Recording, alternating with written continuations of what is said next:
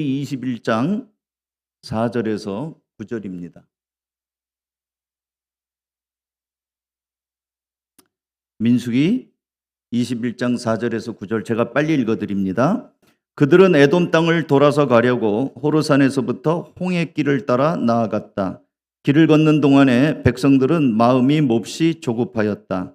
그래서 백성들은 하나님과 모세를 원망하였다. 어찌하여 우리를 이집트에서 데리고 나왔습니까?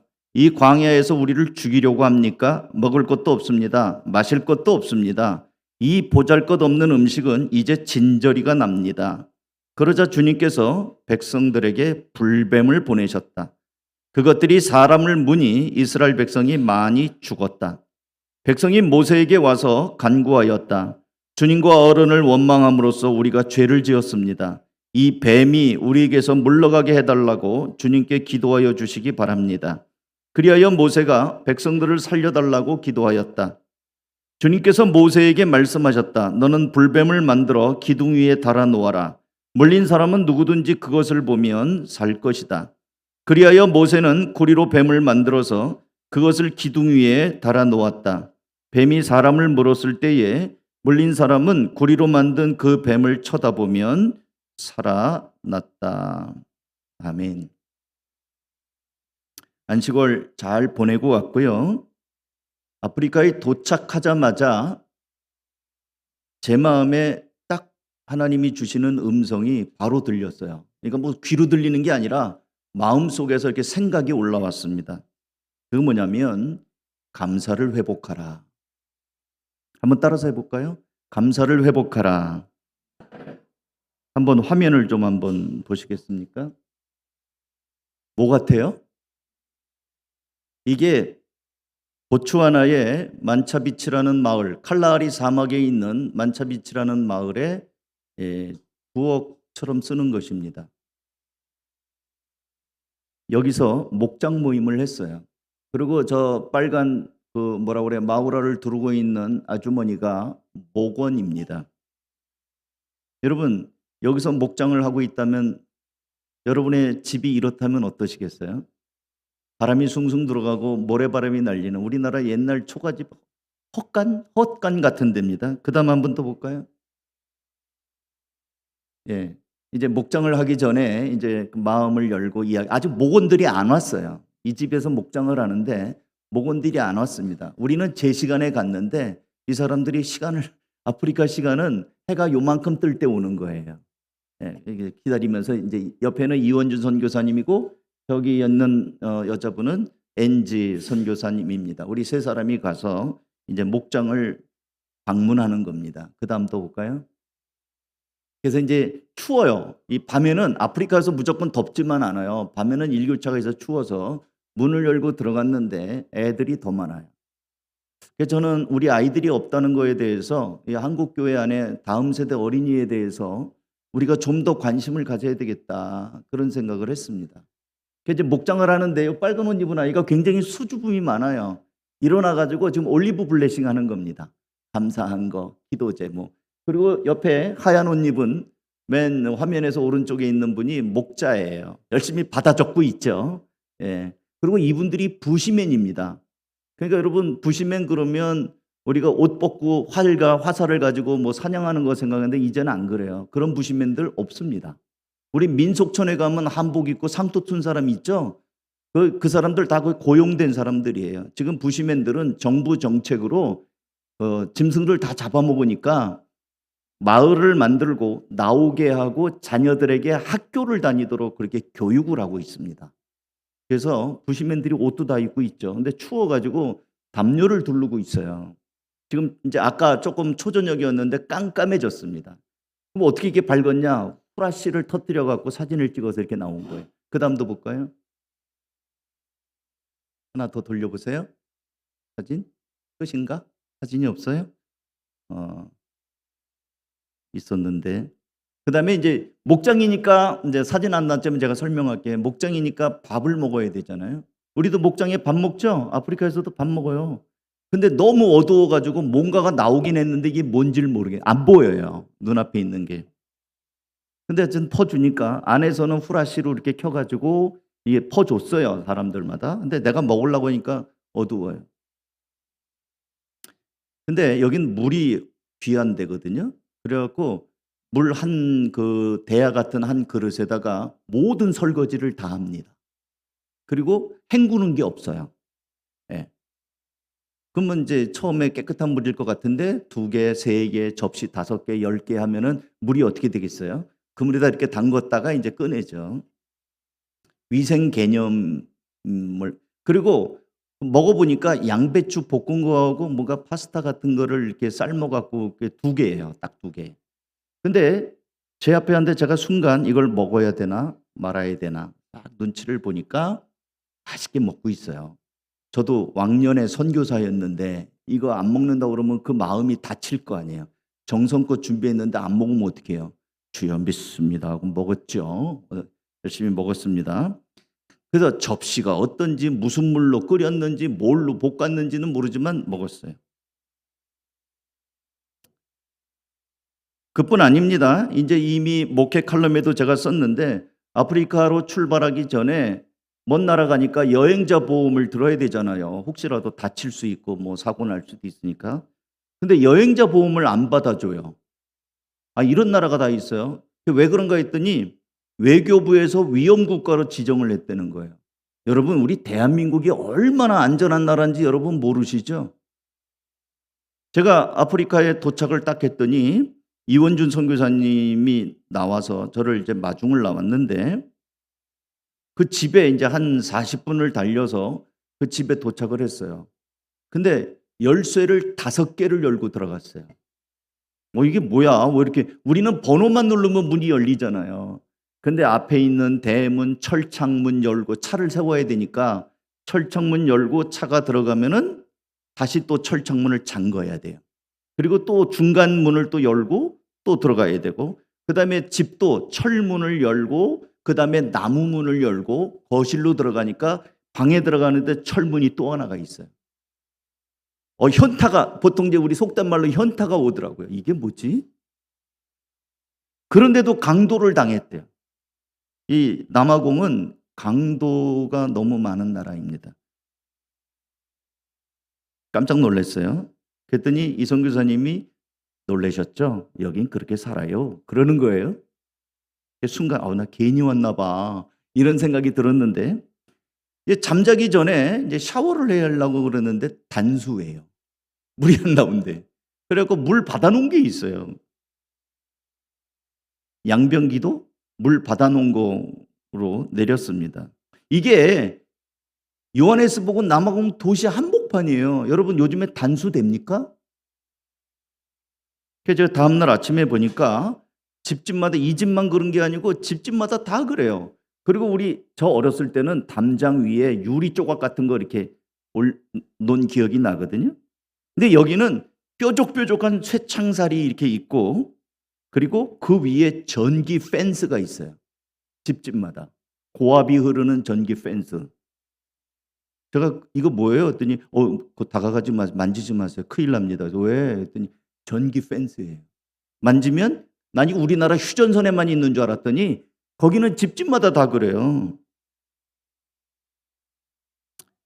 아침에 산책을 하려고 그랬더니 나가지 말라고 그래요. 위험하다고. 근데 제가 32년 전에 요한에서 보고 걷다가 8명의 흑인이 저를 잡고 목에다 칼 대고 강도를 당했거든요. 근데 그때나 지금이나 더 심하면 심했지 달라진 게 하나도 없어요. 그래서 저는 남아공 도착한 첫날에 정말 우리나라가 얼마나 좋은 나라인가. 밤에 여자들이 걸어 다녀도 누가 해코지하지 않는 나라. 그리고 그 가게들마다 다 철창이 돼 있어요. 우리는 다 유리로 보석상도 유리로 돼 있잖아요. 누가 짱돌 던지고 와장창 훔쳐가도 우린 다 잡히죠. 거기는 그렇게 다 일반 슈퍼도 다 철창이 돼 있어요. 그거 이제 나중에 사진 있으면 좀 보여드리고 싶은데 그렇습니다. 그리고 물건을 사잖아요. 그러면 앞에서 다 물건 셔갖고 계산하고 경비가 또 계산하고 3번에 걸쳐서 확인을 하고 보냅니다. 다시 한번 여러분 따라서 하십시오. 감사를 회복하라. 우리나라가 너무 좋은 나라입니다. 이게 국뽕에 취한 게 아니라 정말 우리나라가 안전하고 편안하고 참 편리한 나라입니다. 여러분은 하루에 얼마씩 감사를 하십니까? 몇 번이나 감사하세요? 바이블 타임 하시는 분들은 그나마도 억지로라도 감사 3개 써라 그래서 하는데, 그것도 하지 않는 사람들은 어쩌면 잊어버리고 너무 바쁘니까 감사고 뭐고 그냥 아침 해가 떴다 저녁이다 이렇게 해갖고 그냥 하루를 정신없이 사는 경우들이 많습니다. 감사는 오직 하나님의 형상으로 지음받은 사람만 할 수 있습니다. 인격 있는 사람만 감사를 할 수가 있어요.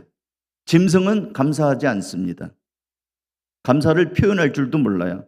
여러분, 개나 고양이, 돼지, 소, 닭이 감사하는 거 보셨습니까? 그저 먹이 앞에 본능적으로 반응할 뿐입니다.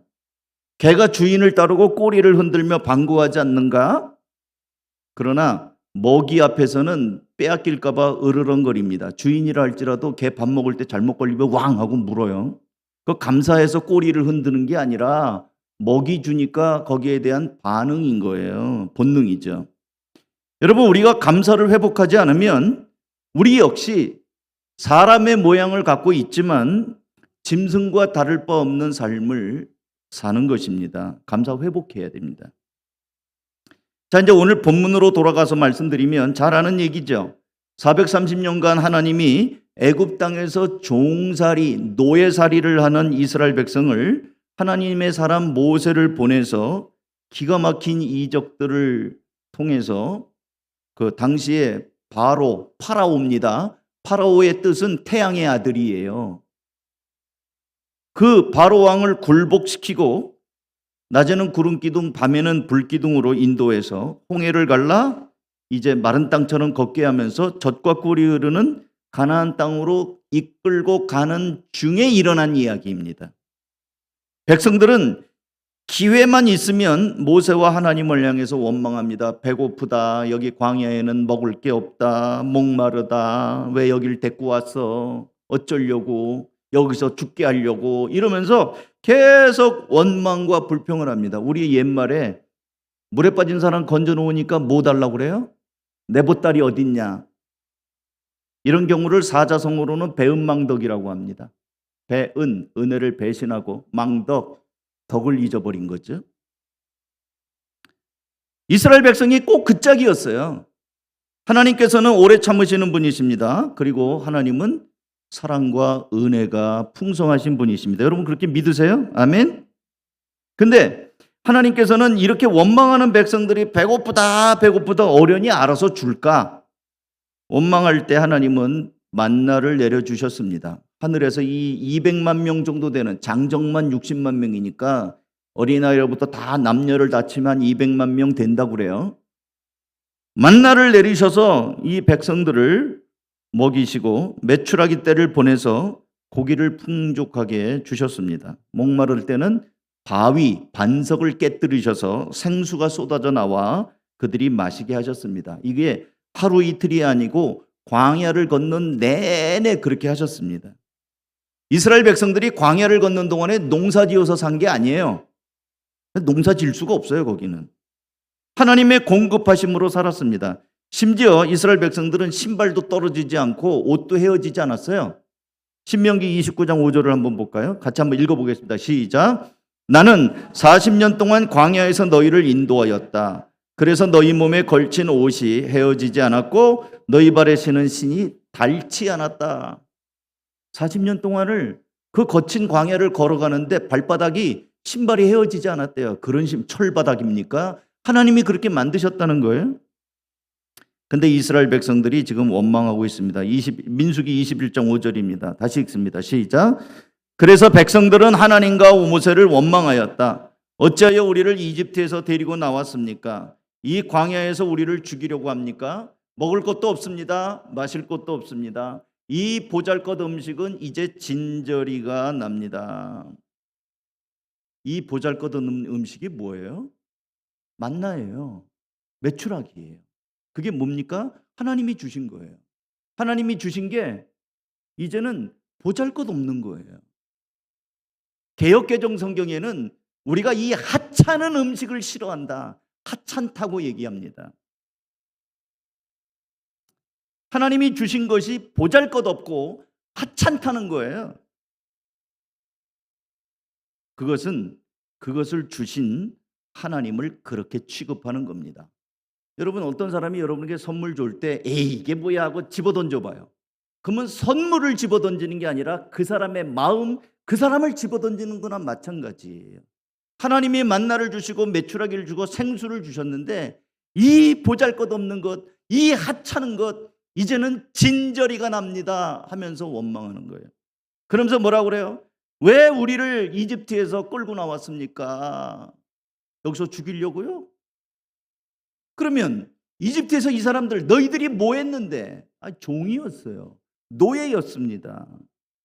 노예는 머슴하고 달라요. 머슴은 주인하고 1년치 세경, 1년치 그 받을 품삯을 계산하고 일을 하는 사람이 머슴이에요. 머슴은 자유인입니다. 자영업자예요. 일종의 자기 사업자입니다.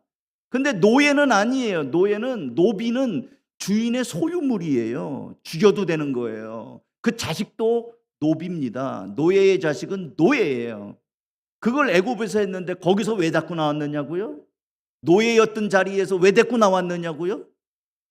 이스라엘 백성들은 자기가 있던 자리를 망각하고 하나님을 향하여 원망합니다. 은혜가 많고 사랑이 많으신 하나님은 이제는 용서하지 않으셨습니다. 하나님을 하찮게 여기는 사람, 하나님을 정말 그 보잘것없게 여기는 사람을 향하여 하나님은 진노하셨습니다. 그래서 사막의 불뱀, 아주 맹독을 가진 불뱀을 보내셔서 원망하는 입을 가진 이스라엘 백성들을 닥치는 대로 물어 죽이게 하셨습니다. 민수기 21장 6절입니다. 시작. 그러자 주님께서 백성들에게 불뱀을 보내셨다. 그것들이 사람을 무니 이스라엘 백성이 많이 죽었다. 그러자가 뭐예요? 원망하자, 불평하자, 하나님을 하찮게 여기자, 하나님을 보잘것없게 여기자 하나님은 진노하시고 불뱀을 보내셨습니다. 백성들이 아차했죠. 근데 때는 이미 늦었습니다. 물린 사람은 죽는 거예요. 왜 원망한 겁니까? 하나님을 향한 감사를 잊어버렸어요. 아까도 말씀드린 것처럼 430년간 노예의 자리에 있었다고요. 그걸 하나님께서 모세를 통하여 이끌어내시고 건져내신 겁니다. 출애굽기 3장 7절에 보면 하나님이 모세를 부르시는 내용이 있어요. 읽어봅니다. 제가 읽을게요. 주님께서 다시 말씀하셨다. 모세에게 말한 거예요. 나는 이집트에 있는 나의 백성이 고통받는 것을 똑똑히 보았고 또 억압 때문에 괴로워서 부르짖는 소리를 들었다. 그러므로 나는 그들의 고난을 분명히 안다. 하나님이 듣고 보고 안다는 거예요. 출애굽기 3장 9절. 지금도 이스라엘 자손이 부르짖는 소리가 나에게 들린다. 이집트 사람들이 그들을 학대하는 것도 본다. 이제 나는 너를 바로에게로 보내 나의 백성 이스라엘 자손을 이집트에서 이끌어내게 하겠다. 이제 모세를 불러서 내 백성을 이끌어내게 하겠다는 거예요. 과연 하나님께서는 애굽 왕 바로와 그 백성들에게 10가지 재앙을 내리고 특별히 마지막 10번째 재앙이 뭐예요? 장자 죽이는 거잖아요. 맏아들 죽이는 거. 다 죽어야 되는데 이스라엘 백성들만큼은 그날 어린 양을 잡아 좌우 문설주와 그 위에 문인방에 그 피를 바름으로 죽음의 심판이 넘어갔잖아요. 그걸 우리가 유월절이라고 그러잖아요. 패스 오버, 유월절. 그렇게 함으로 이스라엘 백성들이 살아났어요. 애굽은 다 죽었는데. 성경은 하나님의 어린 양이 바로 예수 그리스도라고 말합니다. 예수 그리스도의 보혈로 우리도 살지 않습니까? 유월절 어린 양이 예수 그리스도의 예수 그리스도로 말미암아 살아난 이스라엘 백성들 그리고 우리 성도들. 그런데 이 백성들이 그 하나님을 하찮게 여기기 시작을 하는 겁니다. 어떤 자리에서 구원을 받았는지를 잃어버렸어요. 그러니까 원망과 불평이 나오는 거예요. 여러분, 원망과 불평의 근원이 뭐냐면 하나님의 은혜를 잊어버린 거예요. 오늘날 그리스도인들은 누구입니까? 내 죄를 지고 가신 예수님 십자가의 보혈의 은혜 때문에, 그 십자가 공로 때문에 우리가 아무 공로도 없는데 예수님 때문에 구원받았어요. 그리고 우리 역시 이제 하나님이 예비하신 영적으로 젖과 꿀이 흐르는 가나안 천국을 향해 우리는 가고 있는 사람들입니다. 이스라엘 백성들만 원망합니까? 아니에요. 우리도 종종 원망을 하지요. 근데 우리는 하나님께 원망할 수 없습니다. 왜냐하면 우리는 구원받기 전에는 영원히 멸망을 받을 수밖에 없는 죄인이기 때문에 그래요. 에베소서 2장 3절 옛날 우리 개역개정으로 읽어볼게요. 한번 같이 읽을까요? 시작. 전에는 우리도 다 그 가운데서 우리의 육체의 욕심을 따라 지내며 육체와 마음에 원하는 것을 하여 다른 이들과 같이 본질상 진노의, 이 본질상 진노의 자녀가 나면서부터 심판받을 존재라는 거예요. 하나님의 은혜를 잊으면 원망합니다. 그러니까 나는 왜 원망하고 왜 만족하지 않고 불평하는가? 은혜를 잊어버렸기 때문에 그래요. 그 다음에 또 왜 원망했는가를, 그러니까 본문이 말하고 있어요. 오늘 읽은 본문의 21장 4절을 볼까요? 이건 같이 읽겠습니다. 시작. 그들은 에돔 땅을 돌아서 가려고 호르산에서부터 홍해길을 따라 나아갔다. 길을 걷는 동안에 백성들은 마음이 어땠다고요? 몹시 조급했다. 마음이 급해요. 가나안 땅 빨리 가고 싶어요. 이스라엘 백성들은 아니 지름길 놔두고 왜 이렇게 돌아가는 거야? 이 가나안 땅 지도를 보면요, 가까워요. 이집트에서 지름길로 질러가면 일주일이면 갑니다. 근데 이걸 빙빙 돌아가니까 이 바보 같은 짓 아닙니까? 마음이 급한 거예요. 아니 모세는 도대체 왜 이렇게 인도하는 거야? 이렇게 돌아서 가다니, 저렇게 지름길이 있는데. 마음이 조급했어요. 그러니까 원망이 나오죠. 똑똑하니까 원망이 나와요. 아는 게 많은 사람들이 원망이 많아요. 한번 따라서 합니다. 하나님께서 그렇게 하신 데는 이유가 있다. 따라서 합니다. 하나님께서 그렇게 하신 데는 이유가 있다. 하나님이 바보가 아닙니다. 하나님은 다 계획이 있으셔요. 출애굽기 13장 17절 제가 읽어드립니다. 바로는 마침내 이스라엘 백성을 내보냈다. 그러나 그들이 블레셋 사람의 땅을 거쳐서 가는 것이 가장 가까운데도 하나님은 백성을 그 길로 인도하지 않으셨다. 그것은 하나님이 이 백성이 전쟁을 하게 되면 마음을 바꾸어서 이집트로 되돌아가지는 않을까 하고 염려하셨기 때문이다. 질러가면 마음이 변덕이 줄긋들해서 다시 돌아갈까? 하나님이 훈련하시기 위해서 그 길로 안 가게 한 거예요. 신명기 8장 2절입니다. 당신들이 광야를 지나온 40년 동안 주 당신들의 하나님이 당신들을 어떻게 인도하셨는지를 기억하십시오. 그렇게 오랫동안 당신들을 광야에서 머물게 하신 것은 당신들을 단련시키고 시험하셔서 당신들이 하나님의 계명을 지키는지 안 지키는지 당신들의 마음속을 알아보려는 것입니다. 하나님은요, 그 길을 통해서 알아보려는 것이에요. 이번에 제가 이제 교회를 매 주일마다 교회를 갔어요. 그리고 또 수요일도 교회를 갔습니다. 그러니까 목사가 안식월이라고 했고 주일도 없이 막 그냥 놀고 그런 건 아니에요. 매 주일마다 교회를 갔는데 남아공에 있는 어떤 교회를 갔더니 교회 입구에 No cross, no crown이라고 써 있어요. 무슨 뜻이에요? 청소년 오늘 목자 된 우리 은찬 목자, No cross, no crown 무슨 뜻이야? 우리 총만 잘 쏘면 안 되고 영어도 잘해야 돼. 우리 은찬이 사격 선수예요. 여러분 대성할 수 있도록 응원해 주시기 바랍니다. 노 크로스, 십자가가 없으면 크로스가 십자가입니다. 십자가가 없으면 노 크라운, 영광도 없다, 왕관도 없다. 고난이 없으면 영광도 없습니다. 하나님께서 그 광야길을 고난스럽게 가게 한 것은 다 이유가 있는 거예요. 이스라엘 백성들은 거기서 훈련받습니다. 여러분, 고난도 축복입니다. 때때로 어려움을 만날 때 왜 이렇게 어렵게 하시지? 하나님이 계신 거야? 날 사랑해? 사랑한다면 대박 나게 하셔야지. 왜 맨날 이렇게 하는 일마다 잘 꼬이고 안 되고 힘들고 복잡하고 왜 이래? 아니에요. 아직도 내가 훈련할 찌꺼기들이 남았기 때문에, 빼내야 될 것이 있기 때문에 그런 거예요. 하나님께서는 지나간 430년 동안 바로 왕의 명령을 따라 살기도 하고 죽기도 했던 이 백성들, 왕이 누구예요? 바로 왕이에요. 뼛속까지 노예 근성이 있어요. 찌들어 있습니다. 이걸 빼야 돼요. 이 정신적인 노예 근성을 빼야 돼요. 그래서 대신에 바로 왕을 바라볼 것이 아니라 하나님을 바라보는 사람이 돼야 되거든요. 그러려면 광야길이 필요했어요. 먹을 것이 없어야 하나님을 바라보죠. 마실 것이 없어야 하나님께 기도하죠. 어려움이 있어야 무릎을 꿇죠. 광야길이 그런 장이었다고요. 트레이닝 코스였다고요. 훈련의 장. 광야길은 사람이 살 수 있는 곳이 아닙니다. 제가 광야를 갔잖아요, 이번에. 사진 잘 안 보신 분들은 우리 밴드를 보세요. 차가 가다가 빠졌어요. 그 모래길에. 거기는 4x4라고 해서 앞뒤바퀴가 다 돌아가는 걸 가야 돼요. 빠지면 못 나와요. 제가 이현준 선교사님하고 얘기를 하는데 자기는 지나간 얘기라고 웃으면서 얘기하는데 기가 막힌 거예요. 제가 들어보니까.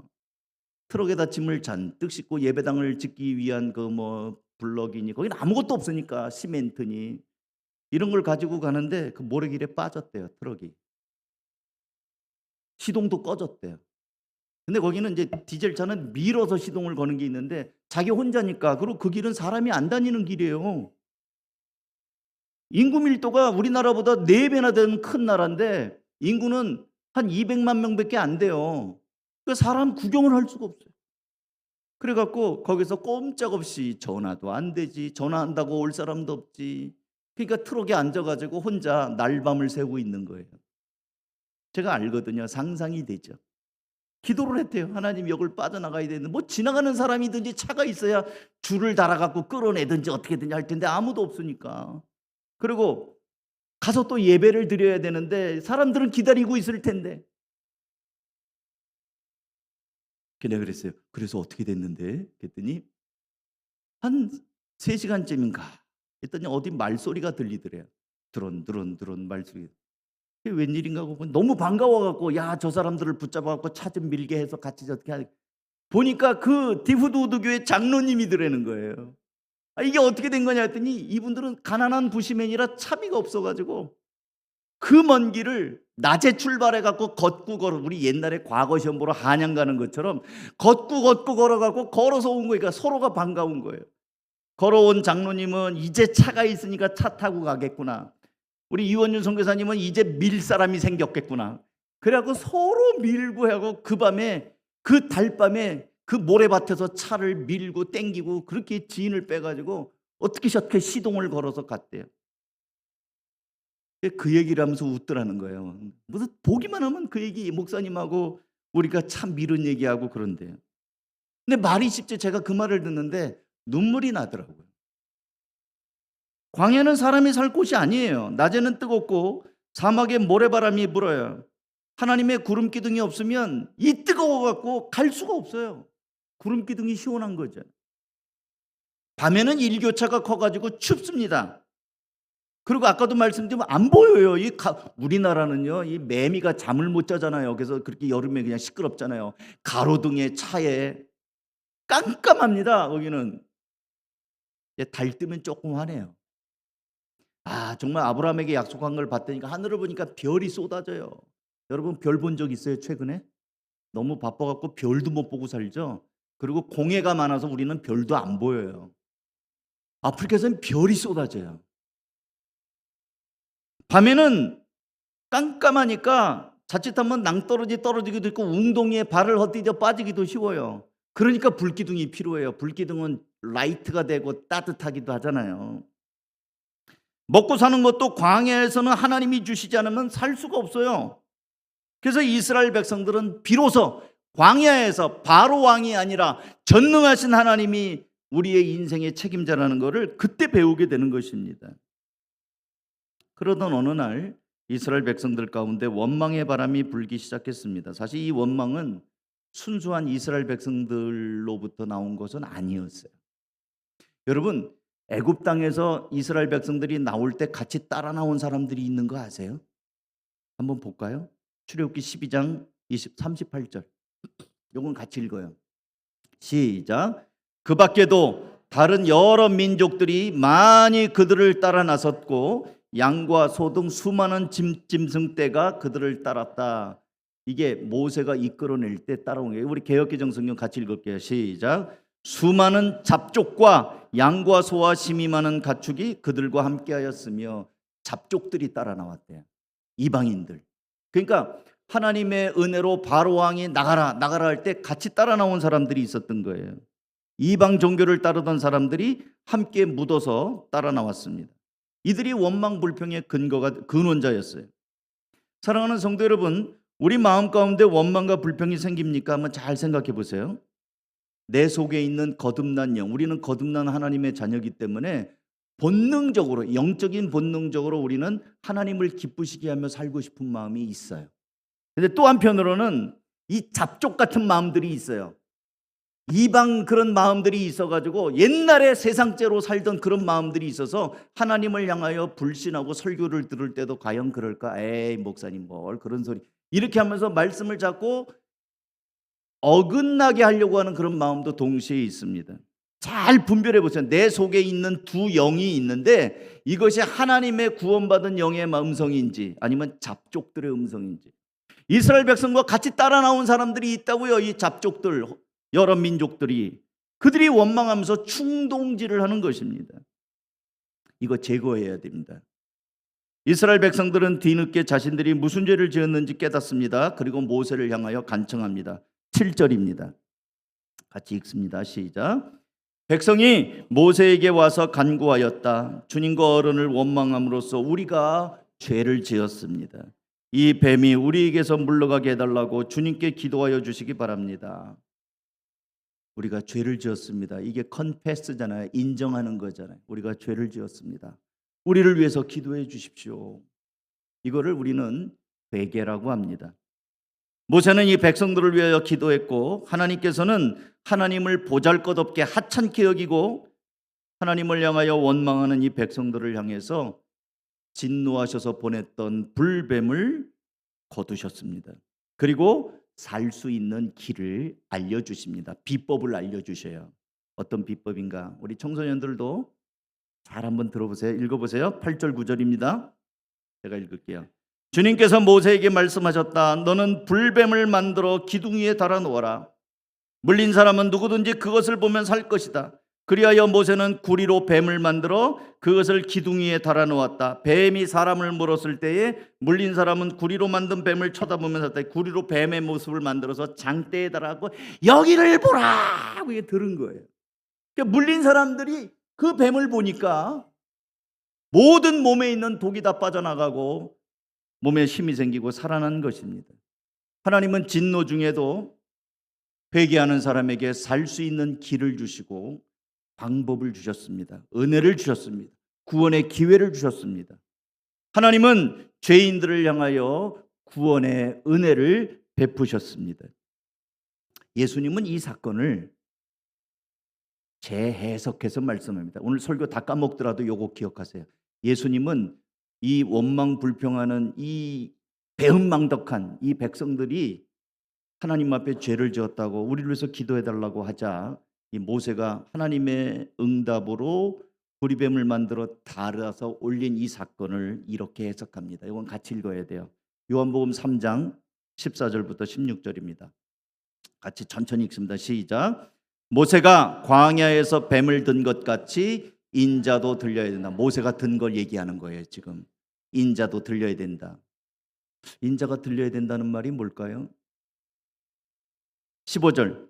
그것은 그를 믿는 사람마다 영생을 얻게 하려는 것이다. 십자가에 달려서 이렇게 못을 박은 다음에 십자가를 이렇게 들어서 꽝 하고 세웁니다. 그게 들리는 거예요. 모세가 뱀을 장대에 달아 들린 것처럼 인자가 나무에 달려 이렇게 들리는 거예요. 그래서 그 예수를 바라보는 사람, 그 뱀을 바라보는 사람이 살았던 것처럼 그 예수를 바라보는 사람, 그를 믿는 사람마다 영생을 얻게 하는 것이다. 16절 다 같이 하나님께서 세상을 이처럼 사랑하셔서 외아들을 주셨으니 이는 그를 믿는 사람마다 멸망하지 않고 영생을 얻게 하려는 것이다. 사랑하는 성도 여러분, 광야에서 원망하다가 불뱀에 물려 죽어가는 사람들처럼 우리도 그대로 두었다면 죄로 인해서 영원한 지옥불에 떨어질 수밖에 없는 본질상 하나님의 진노의 자식이었습니다. 그런 우리를 하나님께서는 그 아들 예수 그리스도를 보내시고 우리 죄를 위해 십자가에 못 박혀 죽으심으로 우리를 하나님의 자녀가 되게 하셨습니다. 그리고 이렇게 풍성하게 살게 하셨어요. 제가 아프리카에서 설교를 몇 번 했는데 한 번은 한국말로 설교를 했어요. 한국말로. 다 영어를 쓰는 사람들이니까 제 옆에 이원준 선교사님이 통역을 했어요. 영어를 저보다 훨씬 잘하고 거기서 30년 산 사람이니까. 근데 또 한 번은 이 선교사님이 딴 데로 가버렸어요. 그리고 저보고 설교를 하는데 이 사람들은 영어를 모르는 사람들이에요. 그래서 제가 영어로 설교를 하면 옆에서 통역을 또 해서 세추하나로 막 통역을 해요. 이제 나중에 보여드릴게요. 근데 나하고 이게 손발이 맞아야 되잖아요. 그래서 제가 한국말로 설교를 써서 거기서 인터넷에서 구글링을 해가지고 영어를 또 번역을 해서 이게 문법적으로 맞는지 확인해가지고 그래갖고 또 그 사람한테 또 미리 원고를 줬어요. 나 이렇게 설교할 거니까 난 이거 읽을 거니까 당신이 통역해. 근데 제대로 통역하는지를 또 모르겠잖아요. 그래서 내가 한 말 좀 다시 한번 영어로 해보라고 내가 자 들어보고 내 말이 맞는지. 이렇게 해서 설교를 했다니까요. 여러분 이렇게 한국말로 설교를 들을 수 있고 무슨 말인지 의미를 다 지금 알잖아요. 졸려서 못 듣는 거지. 이해가 안 돼서 안 들리는 건 아니잖아요. 하나님은 우리에게 이렇게 풍성하게 살게 하셨어요. 추수감사절만 감사하지 마시고 감사할 게 얼마나 많은지 몰라요. 옆에 제 아내가 같이 누워서 잠자는 모습도 너무 감사해요. 코를 고는 모습도 감사하고 나에게 짝이 있구나. 그것도 감사하고요. 이원준 선교사님이 제가 거기 가서 호텔방을 잤으면은요 하룻밤에 얼마인데요. 한 달 내내 해봐요. 그 돈이 얼마나 1,000만 원 갖고도 모자라요. 근데 이원준 선교사님이 자기 집에서 밥도 해주고 한국에서 왔다고 전류에서 김치를 담갔대요. 아프리카에 웬 김치 했더니 양배추에다가 어떻게 구한 고춧가루 조금 넣고 소금 뿌려갖고 발효시켰어요. 이게 양배추 피클이지 김치냐? 근데 얼마나 제가 감사한지 몰라요. 자기네들은 그거 안 먹고 산대요. 근데 나왔다고 김치 해준다. 한국에서 친구가 왔다고 김치 해준다고 애쓴 거예요. 양배추로. 그러니까 또 감사하죠. 여러분 김치 먹으면서 감사한 분 있어요? 맨날 김치만 준다고 하지 마세요. 김치 안 먹으면서 한 달 살아봐요. 한 달 살 수 있는 사람 한국 사람 아니에요. 김치가 먹고 싶어서 눈물이 난다니까요. 여러분 기도하다가 눈물이 안 나는데 김치가 먹고 싶어서 눈물 나요. 얼마나 우리가 감사할 게 많은데 제 말씀을 다 했습니다. 은혜를 받았지만 은혜를 알지 못하는 사람은 짐승과 같습니다. 내 안에 원망하는 마음, 불평하는 말 이거 하고 싶을 때마다 이 구원받은 내 영이 하는 게 아니고요. 나를 미혹하려는 마귀 짓이에요. 잡족들의 짓이에요. 이거 분별하고 몰아내시기 바랍니다. 그리고 다시 감사를 회복하시기 바랍니다. 그렇게 할 때 여러분은 하나님과 관계가 다시 회복되고 하나님의 만나와 매출하기 그리고 하나님의 구름 기둥과 불 기둥이 인도하는 복된 삶의 현장이 될 것입니다. 기도하겠습니다.